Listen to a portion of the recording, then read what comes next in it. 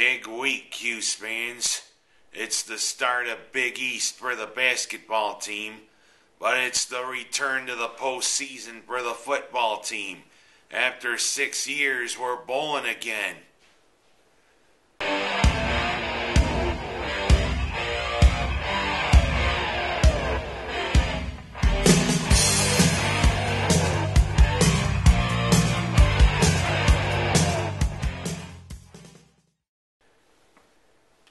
Yep, you heard me right.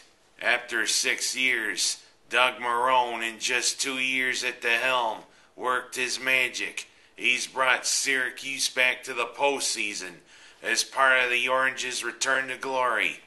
We're going bowling, and it's going to happen this Thursday in Yankee Stadium, the inaugural Pinstripe Bowl. And guess who our opponent is? A familiar foe in bowl games for Syracuse.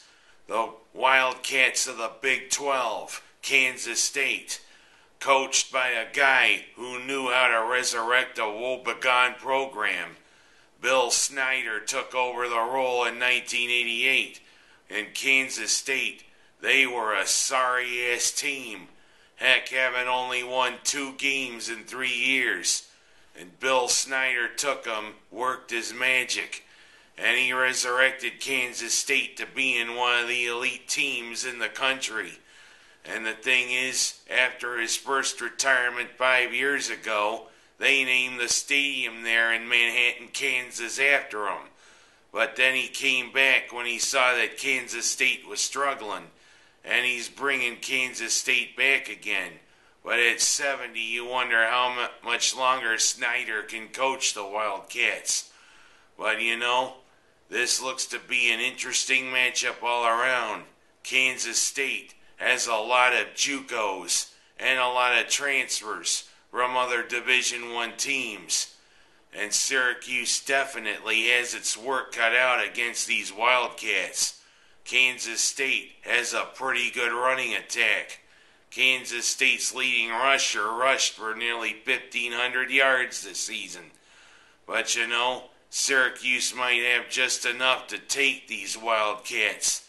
Projections are, on ESPN, Syracuse wins about 60% of the time when they do the projections.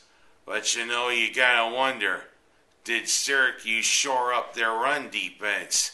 Because you know, in the last few games of the season, Syracuse's run defense was as porous as a sponge. And even when Boston College ran the most vanilla playbook against the Orange in the season finale, regular season finale, the SU looked like they just had the revolving door, or they were in the Christmas mood real early. Did they shore it up? And also, several players suspended. And also, Shamarko Thomas and Orlando Fisher having to step into bigger roles because of these suspensions and the injury and surgery to Max Suter. And also, there'll be a lot of heavy hearts for the Orange. Rob Long underwent surgery to remove a brain tumor and astrocytoma, but apparently it was in stage 2, because at first they thought it was benign. But then they found a few malignant cells in a later inspection. He's now going to undergo radiation and chemo for a guy that has been such a great punter. Let's hope the Orange can win one for him. Good luck, Mr. Long. We're all behind you. And you know, the thing is, New York City got hit by a big blizzard. But temperatures may be in the high 30s to 40 for this game. And you know, that might not favor the Orange. Kansas State is familiar with those temperatures out there on the Kansas prairies. Thing is, it's gonna be a thing where rushing the football might be a priority. And when they run, it may favor Kansas State a little bit. But hey, DeLone Carter, the Lone Ranger, I should say, needs 29 yards to pass one of the great Orange to go into third place all time. 29 more yards, and he passes Larry Zonka. Good luck, Mr. Carter. Good luck, Mr. Nassib. And good luck the rest of the Orange. This is going to be a hell of a thing being back in the postseason. I can't wait. Thursday at 3:37 on ESPN. And let's take a quick look at the basketball team, shall we? They romped to victory in their last two non-con games against a team I thought might give them a few bits, the Bears of Morgan State, supposedly the best team in the Mideast Athletic Conference. Syracuse really poured it on there in the second half. And you know, that's what you do. They poured it on like a big thing of a maple syrup on a nice bunch of pancakes. They really poured on the points. Heck, even the third teamers got into play a few minutes. Don't you like that? And don't you like it when those walk-ons score some points? You should have heard the cheers for like Tomaszewski and also for others. And also right at the end, Drexel, 93-65. Drexel, a team that beat Louisville.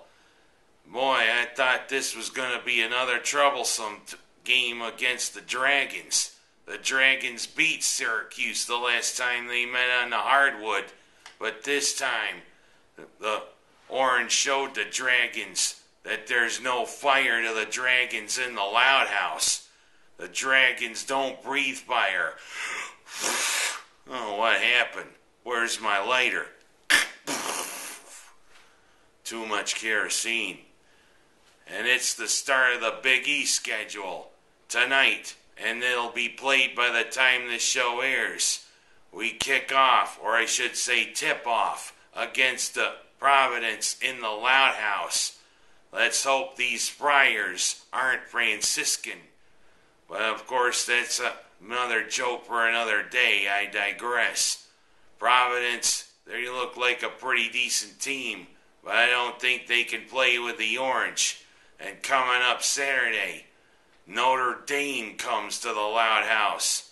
Mike Bray, who's been a great coach at the helm of the Fighting Irish, definitely may have them ready Saturday, right on New Year's Day as we ring in 2011, with Ben Hansbrough, brother of Tyler, and of course Mr. Appendicitis, or Mr. Arthritis, or Mr. Bursitis, or what the hell, Mr. Abramitis, leading the Fighting Irish. Should be a hell of a game. I think it'll be the first big true test for the Orange, but I hope they prevail against the Irish. Let's wait. It's a big week, Orange fans. Football, postseason in New York City, and the start of the Big East. I'm Ken Haas. That's my story. And I'm going back to sticking to it.